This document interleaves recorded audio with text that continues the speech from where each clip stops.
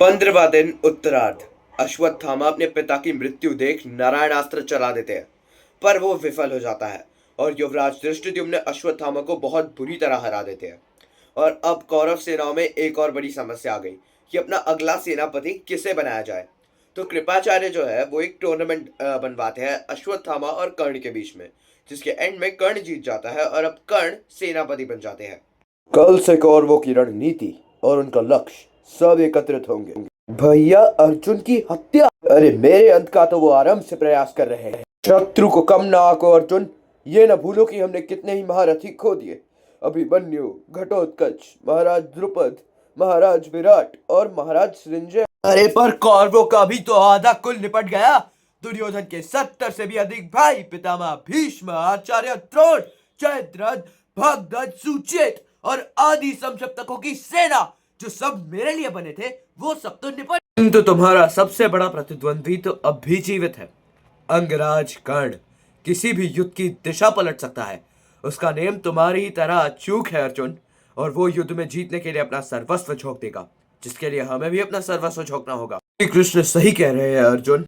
अच्छी बात यह है कि अब कौरवों के ताकतवर महारथी नहीं रहे, पर अभी भी कुछ लोग हैं जो दुर्योधन की रक्षा करने में समर्थ है। पहला, दुर्योधन का अनुज दुशासन। दूसरा, त्रिगर्त नरेश सुशर्मा। तीसरा, अंगराज कर्ण। दुशासन को मुझ पर छोड़िए केशव, उसे अपने पापों का बदला चुकाना ही पड़ेगा। अधर्मी नीच पापी दुशासन, छोड़ दे मेरे वस्त्र। इसका बदला तुझे तेरे प्राणों से देना होगा, याद रखना मेरी बात। अरे ऐसे कैसे छोड़ दूं? अब तो तुम मेरी दासी ठहरी। उस अधर्मी का खून पीऊंगा मैं। सुशर्मा को मुझ पर छोड़िए केशव। हाँ, कर्ण को भी मैं ही मारूंगा, पर उसके लिए मुझे एक और दिन लगेगा। पांडवों का अगला लक्ष्य मैं? दुशासन कब से इतना महत्वपूर्ण हो गया भैया? महाभारत के इस महासंग्राम में मैं हूं ही कौन? दुशासन भाई हो तुम मेरे।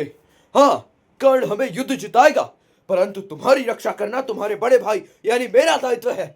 तुम कल भीम से लड़ने नहीं जाओगे। उस भीम को तो मैं ही मारूंगा भैया, चाहे आप कुछ भी कह दें। शासन, तुम अकेले भीम का सामना नहीं कर पाओगे। अगले दिन पांडवों ने बनवाया अर्जुन के अंडर अर्धचंद्रव्यूह और कौरवों ने बनवाया कर्ण के अंडर मकरव्यूह। इसके अतिरिक्त कर्ण के सेनापति के टेन्योर में दो और योद्धा कौरव पक्ष से उतरे। सबसे पहले थे क्षेमधूर्ति और दूसरे थे एकलव्य।